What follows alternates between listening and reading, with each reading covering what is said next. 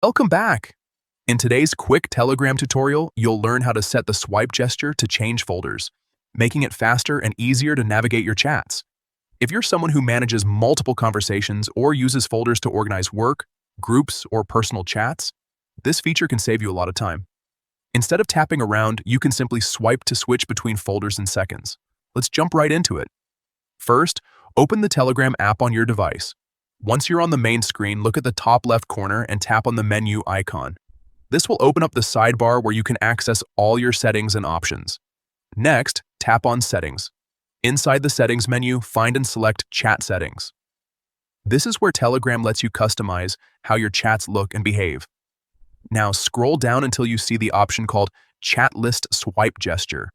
Tap on it to open the available choices. Here, you'll see different actions you can assign to your swipe gesture. To enable quick folder switching, simply choose Change Folder. That's it, you're all set. Now when you swipe on your chat list, Telegram will instantly switch between your folders, helping you move between different categories of chats without any extra taps. This is especially useful if you've organized your chats into folders like work, friends, or channels, giving you a smoother and more efficient messaging experience.